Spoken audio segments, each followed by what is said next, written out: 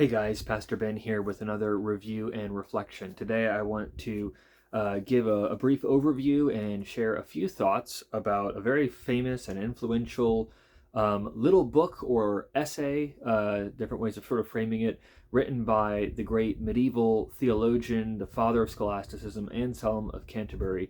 It's his little work called the Proslogion.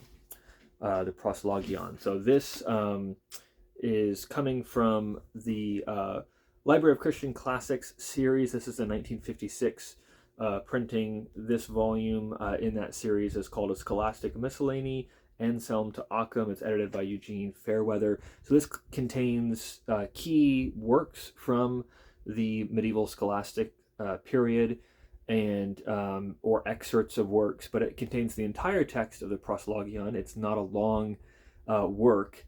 And so I'm going to share a little bit about first what led me to pick this up, and then what Anselm is doing in this work, and then a few sort of things that stood out to me or helpful reflections. So first off, what led me to pick up this book? Well, I have been reading a lot about heaven and eternity in the wake of the loss of my 6-year-old daughter, which I've shared about in some recent videos, and it's something that I've both sought for my own comfort. There's that sense as a parent that you want to know what it is your child is experiencing, what it is God has promised to us as believers about our final destination, our eternal state, about both the experience of heaven now and the experience of the new heavens and new earth that is to come when Christ returns again. So there was a sort of a push from our circumstances to dig into this. But I will also say, as I have meditated and read and thought and discussed more about heaven and eternity, it has become really a kind of pillar for me, not only to uphold me in this season of loss, but to really be something that animates and encourages me as a Christian. It's become something that I really delight in and enjoy in. And there's so much more to learn about this and know about this than I had really realized before. And so I'm seeking that further in experience even now, although I know that we're looking for that day when faith becomes sight, when we no longer see through a mirror dimly, but we behold the Lord face to face. And so I know that the real experience of this lies ahead. It's something that we'll enter into when we go to be with the Lord, and even more when he comes to be with us at the last day. But part of the joy of being a Christian now is that we can begin to glimpse and look for what God is doing. Anyways, so because of that, I've been reading a lot about heaven and eternity, and I've been reading a really wonderful book by Samuel Parkinson on the beatific vision. It's called To Gaze Upon God. I'll be doing a review of that once I finish the book. I'm about halfway through right now. But I'm in the section of the book where he's kind of laid out what the doctrine of the beatific vision is, this idea that man was made to be with God and behold God, and that the heart of heaven, the heart of eternity, is us being with the Lord and getting to see him in some way, and to be transformed by that sight and vision and filled with glory and joy and united to him as his people. So there's a lot to unpack within the beatific vision. And so he's spent some time kind of explaining what it is, going through the scriptural language and evidence that has made the church think along these lines. And then I've been reading the chapter where he's been going through kind of a survey of pre-Reformation voices talking about the beatific vision. And he deals with a number of different folks, Gregory of Nyssa and Augustine, of course, Anselm of Canterbury, Thomas Aquinas, Gregory Palamas, various figures like that. Anyways, so in that chapter, he was talking about Anselm, and he was talking about the Proslogion, and just his summary and interaction with that was really making me curious to kind of go back to Anselm and read it with a different frame of mind. So for those who maybe are not familiar with this little work by Anselm, first of all, if I should give a bit of biography about him, he was a theologian in the 12th century, who is often spoken of as the father of scholasticism. He was a theologian who was seeking to apply human reason to Christian theology.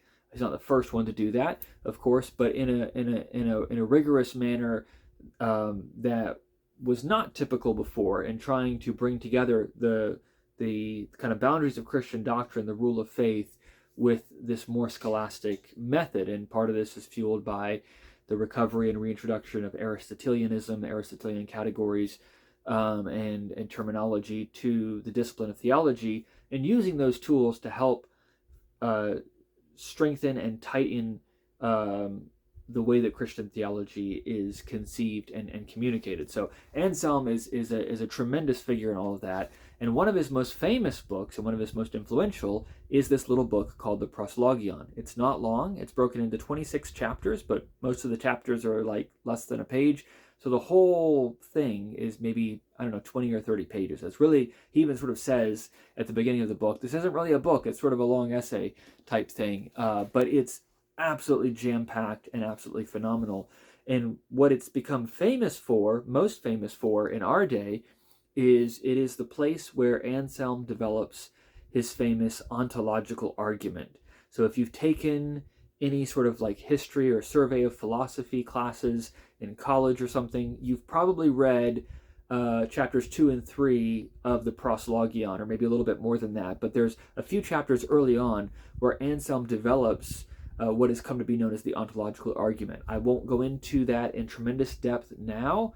You can look up, if you want a really good treatment of the ontological argument, Gavin Ortlund has done a video on that. You can search Gavin Ortlund ontological argument, and he talks about that at length, because Anselm is the figure that Ortlund did his PhD thesis on. So he actually has, I think it's published with Catholic University of America Press, a kind of line-by-line commentary on the Proslogion, and where he deals with the ontological argument, but also, as we'll talk about here in a moment, shows how Anselm is doing a whole lot more than just developing a proof for the existence of God, because that's what people often think of when they think of Anselm and when they think of the Proslogion. It's what I've read before and what I've thought about, that this is the place where Anselm is trying to come up with a rational argument for the existence of God. And he kind of prefaces that in this work by saying, he had written an earlier treatise where he's trying to argue for God's existence, but he has sort of a series of steps, and he has to kind of build his argument over time. But he says, he was stepping back from that and thinking, is there a sort of simple one-step rational argument that can demonstrate the existence of God? And he believed that he had found it. He talks about how he really wrestled with this and he couldn't come up with anything, and he finally kind of let it go. And then he's praying one day and boom, it kind of hits him that God is that than which none greater can be conceived. It's a very kind of clunky way of framing it, but it's actually important to frame it that way. You can watch Gavin Ortlund's video if you want to see the ins and outs of why. But he's basically arguing that rationality itself, our own human thinking, shows us that God must exist. And that's the part of the book that gets the most attention, and a lot of us just sort of assume that's what's going on in the Proslogion. Anyways, as I was reading this book about the beatific vision, he was interacting with Anselm and quoting from the Proslogion, and I think he was drawing on Gavin Ortlund's PhD thesis as well, and showing that to reduce the Proslogion to the ontological argument is a big mistake, because it occupies really just sort of the first part of that work. And what Anselm does throughout the rest of the work is tremendous, because he not only seeks to demonstrate that human reasoning and rationality is not only not at odds with the idea of God's existence, but actually moves us towards and in some sense demonstrates God's existence. Not only is Anselm doing that, but he's then extrapolating from that not just a sort of bare theism, but the God of the Bible, a God who is just, a God who is merciful, a God who is without parts or passions. So he's doing a lot of theology proper in this book. But what really grabbed my attention and made me reach for it and read the whole work for the first time was recognizing that Anselm is building an argument that leads us to the beatific vision. Ultimately, the Proslogion is not just a book about apologetics or theology proper. It's a book about eschatology. It's a book about teleology, we might say. It's about our purpose, our end, our goal, what it is we were made for. And Anselm develops how what we are made for is to be with and behold God, to be united in some sense with this being the greater than which can never be conceived, this being who is simple and pure and perfect in every way. And so as Anselm does that, he's picking up a number of threads that the earlier tradition has laid out. He maintains the incomprehensibility of God and the simplicity of God. He's also exploring how it is that we can delight in God. And he has this wonderful reflection towards the end. I think it's in chapters 25 and 26, which is where he talks about the beatific vision, the great goods that belong to those who enjoy this good, which is God. He's been fleshing out again who God is, how we know that God is, who God is, and then in chapters 25 and 26, he's talking about our entering into and experiencing this great and good God. And he has some wonderful reflections there, but an insight that has really encouraged me. And I know this has been a very technical kind of review so far. I probably lost a lot of viewers, but if you made it this far, here's an insight that to me is really exciting and pastorally helpful. And that is, well, I'll just read you a little bit of Anselm here, okay?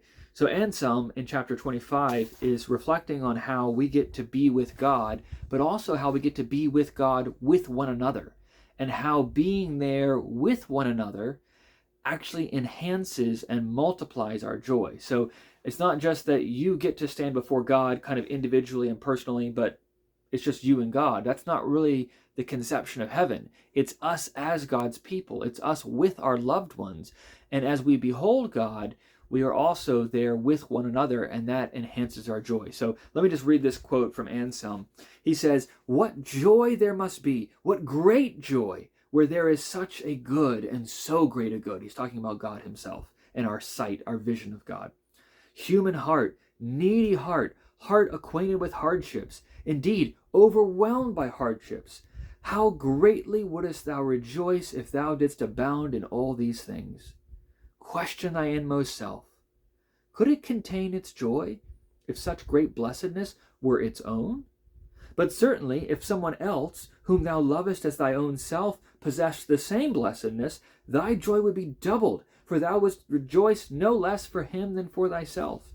And if 2 or 3 or many more possessed it, thou wouldst rejoice for each of them as much as for thyself, if thou didst love each one as thyself.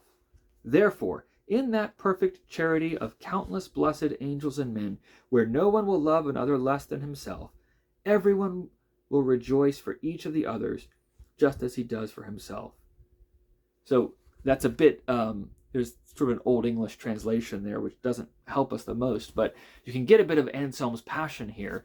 And what he's arguing for is this, that what happens in the new heavens and new earth, what happens when we go to be with Christ now, what happens when we behold God, when we experience the beatific vision, the end for which we are made, is that we not only get to see and experience God himself, but that we also get to see one another experience and enjoy God.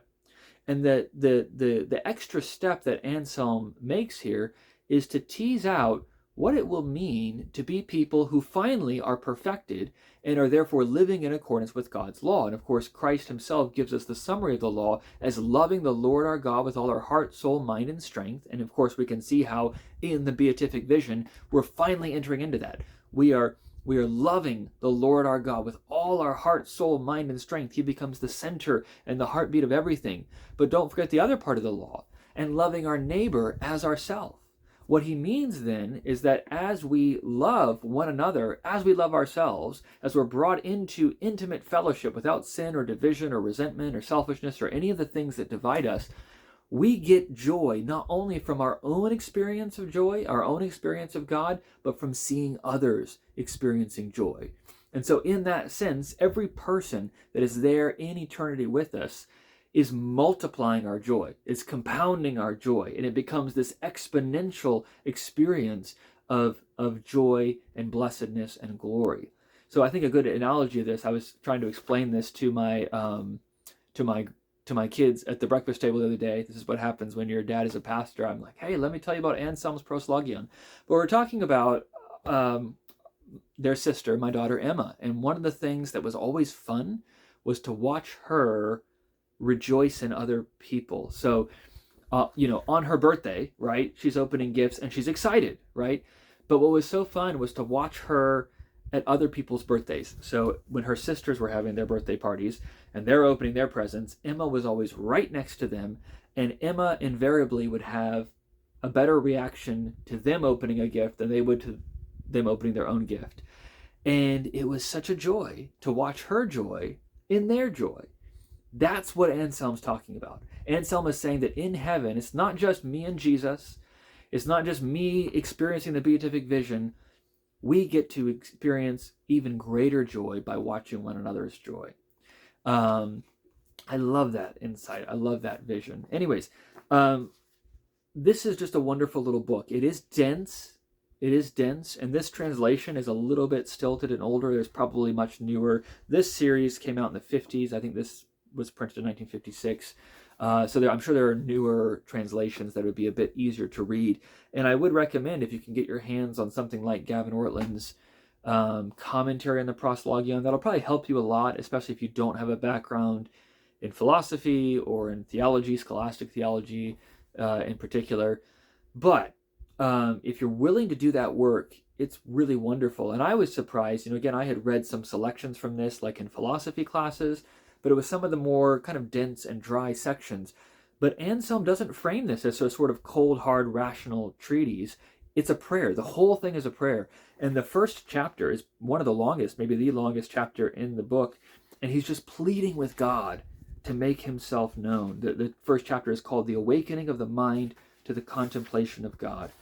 I literally wept as I read this out loud because I felt like it so exemplified where my heart is right now and where we as believers find ourselves. We want to see Christ. We want to know more of God, and yet we feel our finitude and we feel our tiredness and we feel our fallenness, our sin. We need God to make himself known. So I think sometimes people can misread Anselm, maybe just because they've read a few snippets, where they think he's kind of putting God on the table and thinking he can dissect him and explain everything away. That's not what Anselm is doing. That's not his heart. His famous dictum, taken from the Church Fathers, is faith seeking understanding. So he sees rationality as very important, but not because it's the root of our faith per se, as it is that our faith accords with reason, it accords with rationality, and that unpacking the rational understanding of our faith and our theology enhances our understanding and experience of God. So he's doing a lot in this book, but I had never read it as a book that was ultimately about heaven, ultimately about the beatific vision. And yet as I read it, that's what he's doing, and it greatly blessed my soul. So not for everyone, but if you're willing to take a little bit of time, read it with pencil in hand, maybe have some commentary or help that may help you through. But if you're willing to do the work, I think Anselm will greatly reward you. And I would highly recommend picking up a copy of the Proslogion, whether it's this edition or another one, written by Anselm of Canterbury.